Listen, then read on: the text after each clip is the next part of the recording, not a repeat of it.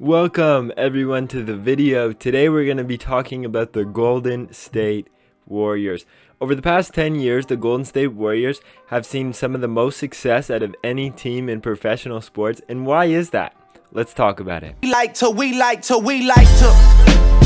I think when talking about the Golden State Warriors rebuild, a great place to start is right after the 2008-9 season, where in the 2009 draft, the Warriors landed the 7th pick. Before the draft, there was one player the Warriors were interested in. That player, Steph Curry. They'd prepared to trade the pick if Curry wasn't available to the Suns for Amar'e Stoudemire. But luckily for the Warriors, that trade didn't happen. The Timberwolves held the 2 picks before the Warriors and took the 2 other top point guards, Ricky Rubio and Johnny Flynn. The Warriors ecstatically took Curry with the 7th pick as they really believed in his shooting ability, and I guess you could say it worked out for them. The Warriors knew they were entering a rebuild going into the 2009-10 season, but they were excited about that. They had lots of young talent on the team like Steph Curry and Monte Ellis, and they wanted to see what those guys could do. They really believed in the talent those players held. The Warriors finished that season with a record of 26-56, but some complications with head coach Don Nelson led to his retirement.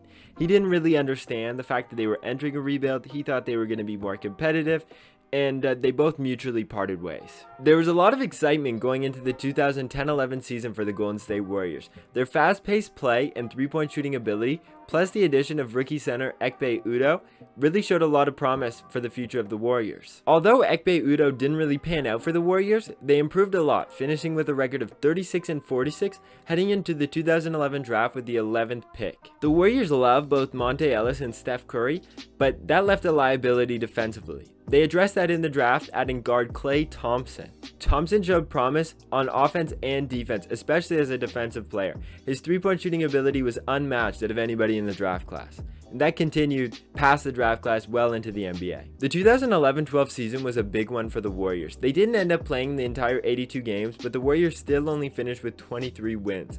And the defensive liability just became too much, and the Warriors were forced to pick between Steph Curry and Monte Ellis. Monte Ellis at that time was a way better player, and he was way more well-rounded.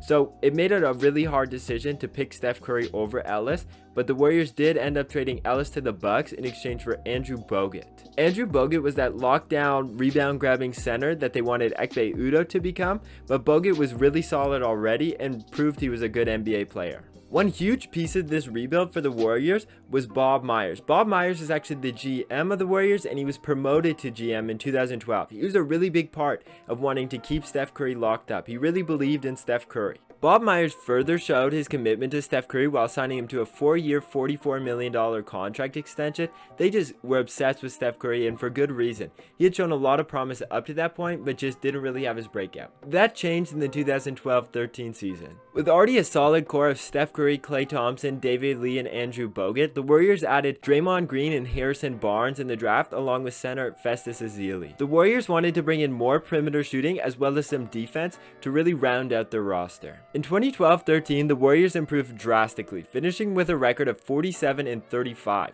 This was much in part to the breakout of Steph Curry, where he went on to average 22 points per game. The Warriors reached the playoffs for the first time since 2007 and actually beat the Nuggets in 6 games in the first round, although eventually falling to the San Antonio Spurs in 6 games. The Warriors were praised for their playoff efforts, pushing the much favored Spurs to 6 games. Following their playoff exit, the Warriors really believed in their young team, but they felt like a piece was missing. That piece was a veteran who could play on both sides of the ball, can pass, can defend, can score if you need him to. That player was Andre Iguodala.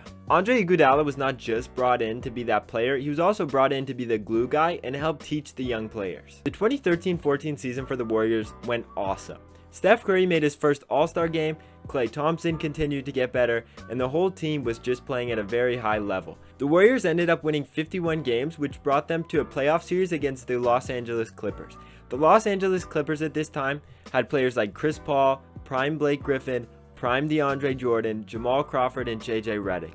The Clippers were a very good team, ended up beating the Warriors in 7 games by just 5 points. The Warriors made a big decision in the 2014 offseason, and that was to move on from head coach Mark Jackson and hired head coach Steve Kerr to lead the team. They added another crucial veteran to this rotation, and that was point guard Sean Livingston. Sean Livingston was a great defender and could create his own shot in the mid-range. The 2014-15 season couldn't have gone much better for the Warriors. They ended up winning 67 games en route to winning a championship over the Cleveland Cavaliers. Steph Curry went on to win his first MVP award as Andre Iguodala won the Finals MVP after coming up huge defensively on LeBron James. This championship was especially huge for the Warriors as it was their first championship in 40 years. The Warriors were the best team in basketball, and that didn't stop going into the 2015-16 season.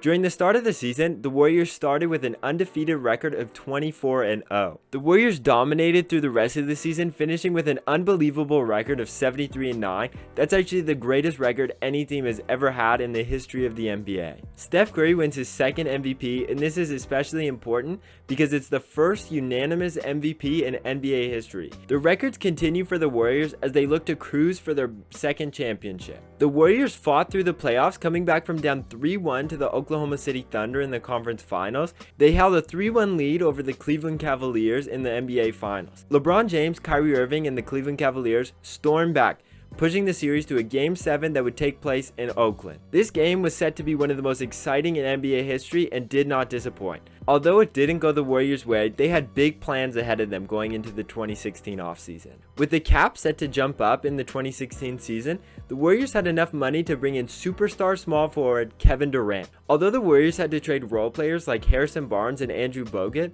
Kevin Durant is worth every piece necessary. With Kevin Durant, the Warriors cruised through the next 2 seasons, completely dominating the NBA and becoming the best team the NBA has ever seen, winning back-to-back championships both over the Cleveland Cavaliers. Over these 2 seasons, the Warriors finished with an unbelievable record of 125-39. With the Warriors of winning 3 of the last 4 titles, they look into the 2018 offseason with more expectations, adding superstar center DeMarcus Cousins.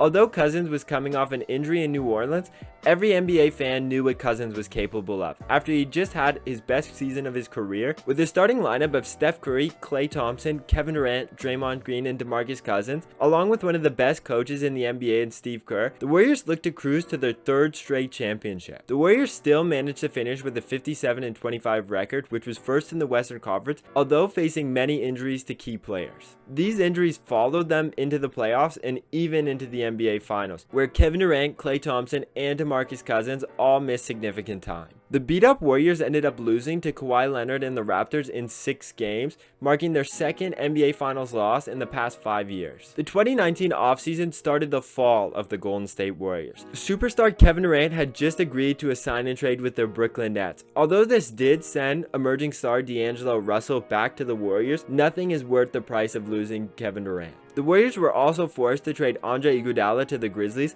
for some much-needed cap relief.